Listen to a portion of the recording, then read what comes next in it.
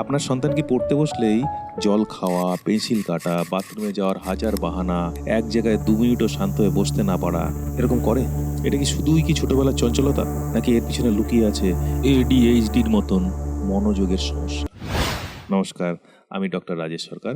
ভিডিওটি ভালো লাগলে চ্যানেলটি সাবস্ক্রাইব অবশ্যই করবে।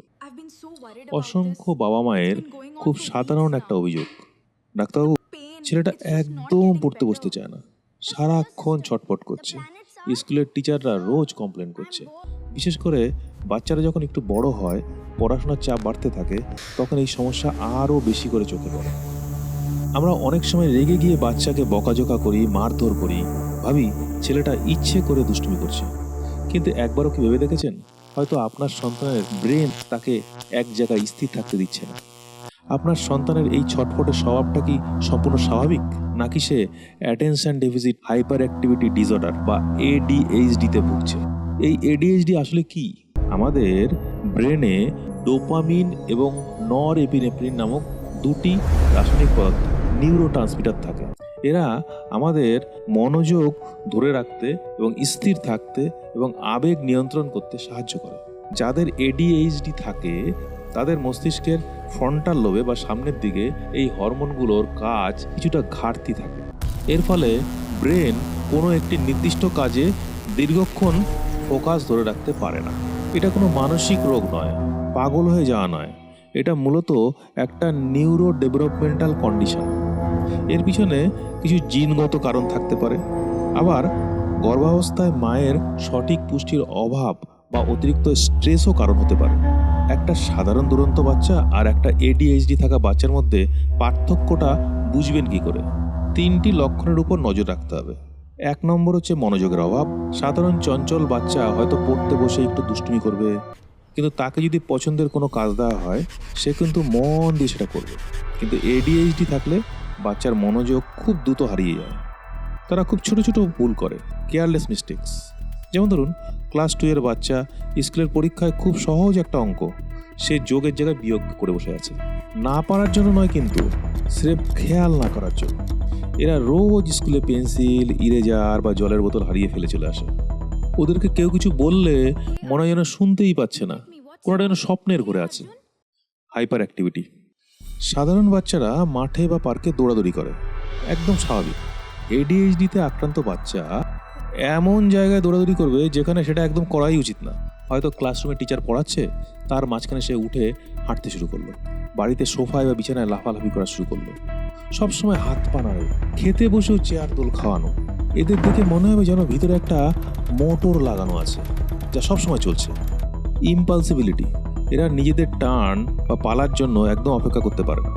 আপনি হয়তো অন্য কারোর সাথে ফোনে বা বাড়িতে কোনো জরুরি কথা বলছেন, সে এসে জামা কাপড় টেনে কথা বলার জন্য নিজের জিনিসটা পাওয়ার জন্য বায়না জুড়ে দেবে। কোনো প্রশ্নের উত্তর শেষ হওয়ার আগেই অন্য উত্তর দিয়ে দেবে, বা পরিণতি না ভেবেই হুট করে কোনো কাজ করবে। রাস্তা পার হতে যাওয়া, গরম জিনিসে হাত দিয়ে ফেলা এদের অন্যতম লক্ষণ। যদি এই লক্ষণগুলো অন্তত 6 মাস ধরে বাড়িতে বা স্কুলের মতন বাইরেও 2 জায়গাতেই দেখা যায়, তবে আপনার চিন্তার কারণ হতে পারে। তবে ভয় পাওয়ার বা প্যানিক করার কিছু নেই। সঠিক সময়ে ADHD চিহ্নিত করতে পারলে এই বাচ্চারাও জীবনে দ্রুত সফল হতে পারে। একজন বাবা মা হিসাবে আপনাদের ভূমিকা এখানে সবচেয়ে বেশি। প্রথমে রুটিন তৈরি করুন। এই বাচ্চাদের জন্য একটা নির্দিষ্ট এবং স্পষ্ট রুটিন থাকা খুব জরুরি।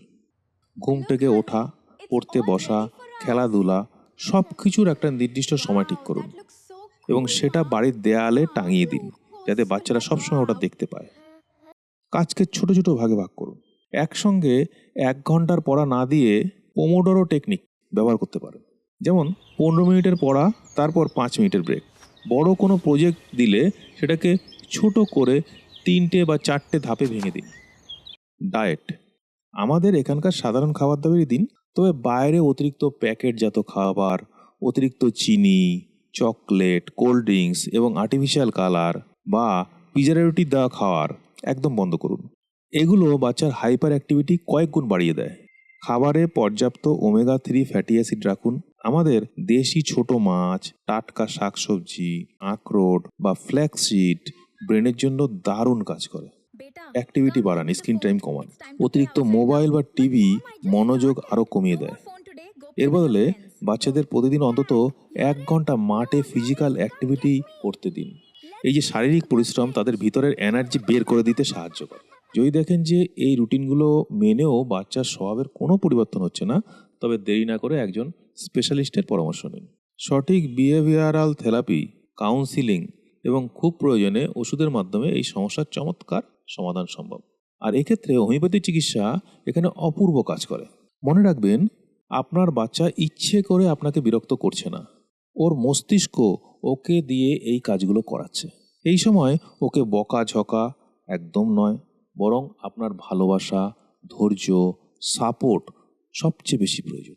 আপনার সন্তানের ছোট ছোট সাফল্যগুলোকে উদযাপন করুন। কিভাবে করবেন? ধরুন সে আজকে 5 মিনিট কোনো ঝামেলা ছাড়াই নিজের হোমওয়ার্ক করেছে। তাকে জড়িয়ে ধরে বলুন, আমি খুব খুশি যে তুমি নিজে নিজে কাজটা মন দিয়ে করেছো।